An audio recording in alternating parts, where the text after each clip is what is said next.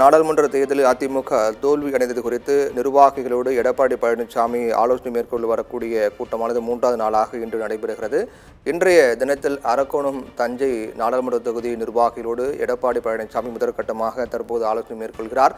அதற்கு பிறகு இது முடிந்த பிறகு மதியத்திற்கு மேலாக திருச்சி நிர்வாகிகளோடு எடப்பாடி பழனிசாமி ஆலோசனை மேற்கொள்கிறார்.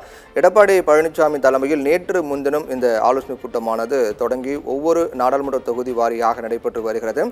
இது நோக்கம் என்பது நடந்து முடிந்த நாடாளுமன்ற தேர்தலில் போட்டியிட்ட அதிமுக அனைத்து இடங்களிலும் தோல்வியடைந்தது. குறிப்பாக சில தொகுதிகளில் டெபாசிட் இழக்கக்கூடிய நிலை அதிமுகவுக்கு ஏற்பட்டது.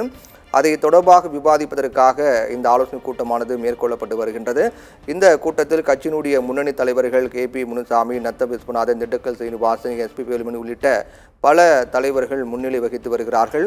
முதல் நாள் கூட்டத்தில் காஞ்சிபுரம், ஸ்ரீபெரும்புதூர் நாடாளுமன்ற தொகுதிகளில் நிர்வாகிகள் கலந்து கொண்டனர். அப்போது கட்சி நிர்வாகிகள் அதிமுகவை ஒன்றிணைக்க வேண்டும் என்று கோரிக்கை வைத்தார்கள். இதற்கு பதிலளித்து பேசிய எடப்பாடி பழனிசாமி, OPS, சசிகலா, TTV தினகரன் ஆகியோரை அதிமுகவில் மீண்டும் இணைக்கும் பேச்சுக்கு இடமில்லை என்றும் இவர்களோடு யாரும் தொடர்பு வைத்திருந்தால் கட்சியை விட்டு நீக்கப்படுவார்கள் என்றும் எச்சரித்தார்.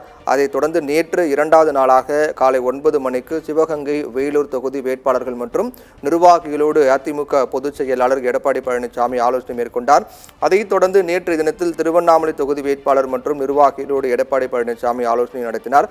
இந்த கூட்டத்தில் நிர்வாகிகள் தமிழகத்தில் அதிமுக தலைமையிலான நாடாளுமன்ற தேர்தலின் போது ஏற்படுத்திய அதிமுக பிளஸ் தேமுதிக கூட்டணியை மக்கள் ஏற்றுக்கொள்ளவில்லை என்றும் வலுவான கூட்டணி அமைந்தால்தான் அனைத்து இடங்களிலும் வலுவான கூட்டணி இல்லாததே அதிமுகவிற்கு தோல்வியாக அமைந்துவிட்டது என்றும் நிர்வாகிகள் கருத்து தெரிவித்தார்கள். அதேபோன்று திமுக அரசு கொண்டு வந்துள்ள மகளிருக்கான இலவச பேருந்து பயணம் உள்ளிட்ட பல்வேறு திட்டங்கள் மக்கள் மத்தியில் வரவேற்பு பெற்று அது தாக்கமாக மாறியிருக்கிறது என்றும் அதிமுக நிர்வாகிகள் தெரிவித்தார்கள்.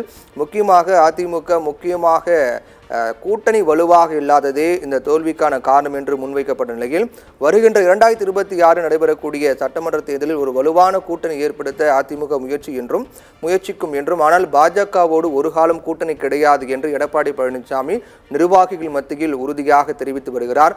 அதைத் தொடர்ந்து 3வது நாளாக இன்றைய ஆலோசனை கூட்டமானது தொடங்கி நடைபெற்று வருகிறது.